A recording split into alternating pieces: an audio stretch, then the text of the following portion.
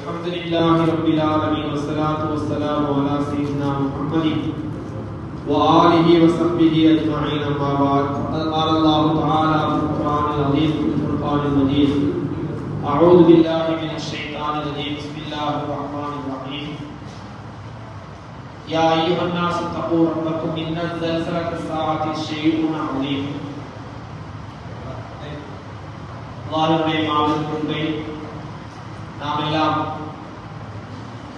13 நோன்புகளை நோற்றுவிட்டு 14ஆம் நாள் தராவீஹை தொழுதுவிட்டு 14ஆம் நாளின் நோன்புக்காக வேண்டி நாம் எல்லாம் ஆயத்தமாகிக் கொண்டிருக்கிறோம். அல்லாஹ் சுப்ஹானஹு வ தஆலா நம் அனைவருக்கும் மீதமுண்டான நாட்களிலும் இதே போன்று நோன்புகள் நோன்பு அமல்கள் செய்யக்கூடிய ஒரு மாபெரும் பாக்கியத்தை அல்லாஹ் சுப்ஹானஹு வ தஆலா நம் அனைவருக்கும் தந்தல் புரிவானாக.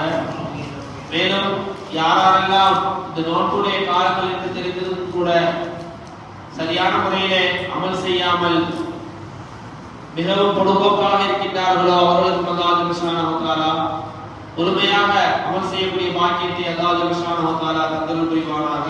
ஆமீன். கண்ணியத்திற்குரிய அல்லாஹ்வின் அடியார்களே, இன்றைக்கு ஓதப்பட்ட சூறாக்களிலே சூரத்துல் அன்பியா, சூரத்துல் ஹஜ், இந்த சூரத்துல் ஹஜ் என்று சொல்லக்கூடிய இந்த சூறாவிற்கு அல்லாஹ் சுப்ஹானஹு வ தஆலா மாபெரும் அற்புதத்தை, மாபெரும் ஒற்றுமையை அல்லாஹ் சுப்ஹானஹு வ தஆலா இந்த சூறாவிலே சொல்லி காட்டுகிறார்.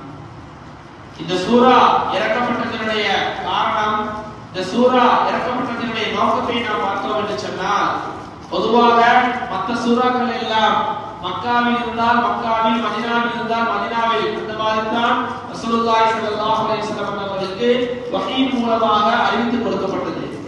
ஆனால் இந்த சூரத்துல் ஹஜ் என்ற சூரா இருக்கின்றதே, இந்த சூரா மக்காவிலும் இறங்கியிருக்கின்றது, மதீனாவிலும் இறங்கியிருக்கின்றது.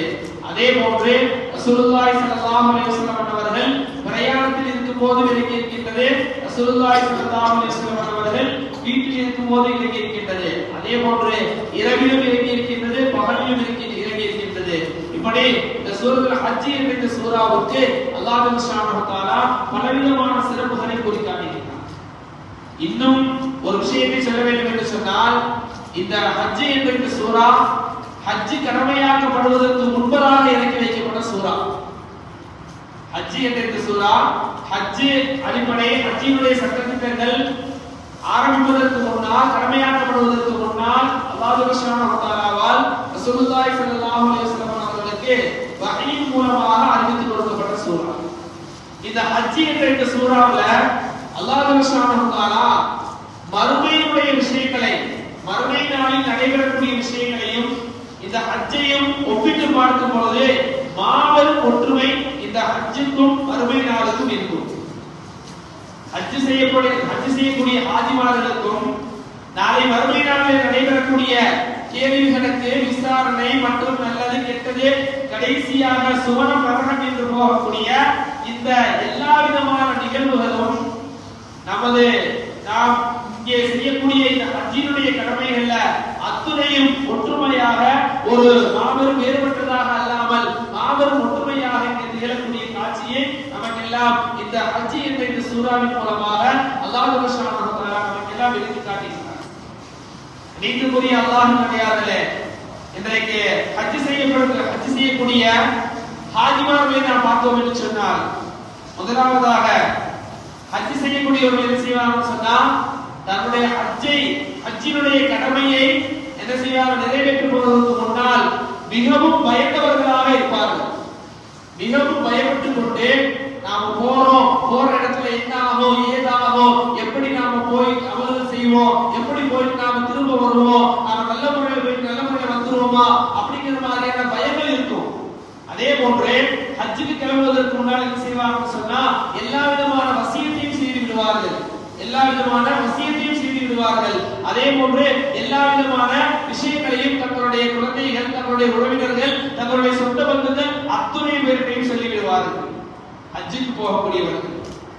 அதே போன்றுதான் நாளை மறுமையில் நடைபெறக்கூடிய அந்த முழு விசாரணையிலையும் அந்த ஹஜ்ஜுக்கு போறது போல எப்படி பயந்து நடுங்கி கொண்டு போவோமோ அதே போன்றுதான் மறுமையிலும் அல்லாஹ்வுடைய சன்னிதானத்திற்கு போவதற்கு முன்னால் மாபெரும் பயத்தோடு தான் நாம் போவோம். மாபெரும் பயத்தோடு தான் போவோம். அதே போன்று இந்த மரணம் என்று ஒன்று வருகிற பொழுது நாம் எப்படி ஹஜ்ஜுக்கு செல்லும் பொழுது பயந்து போனோமோ அதே போன்று மரணங்கள் நெருங்கி வரக்கூடிய நேரத்தில் நாம் என்ன செய்வோம் சொன்னா மிகவும் பயந்தவர்களாக இருப்போம். பயந்தவர் மட்டுமல்லாது நமக்கு என்னென்ன வசியத் செய்யணுமோ அத்தனை வசியத்தையும் செய்துவிட்டு நாம் என்னென்ன பிரித்து கொடுக்க வேண்டுமோ அத்தனையும் பிரித்து கொடுத்து விட்டு சென்று விடுவோம் சகோதரர்களே. இது முதலாவது ஒற்றுமை. இது முதலாவது ஒற்றுமை. அதாவது ஹஜ்ஜுக்கும் நாளை மறுமையில் நடைபெறக்கூடிய அந்த மறுமையுடைய நிகழ்வுக்கும் முதலாவது ஒற்றுமை என்ன? அதாவது ஹஜ்ஜுக்கு போகக்கூடியவர்கள் பயந்து போவார்கள். காபத்துல்லாவை தரிசனம் செய்ய போவதற்கு முன்னால் பயந்து கொண்டு போவார்கள், வசியத் செய்துவிட்டு போவார்கள். அதே போன்றுதான் நாளை மறுமையிலும் அல்லாஹ் சுப்ஹானஹு வ தஆலாவுடைய சன்னிதானத்தை சந்திப்பதற்கு முன்னால், அல்லாஹ்வை சந்திப்பதற்கு முன்னால் மக்கள் அனைவரும் பயந்து கொண்டே செல்வார்கள். மக்கள் அனைவரும் பயந்து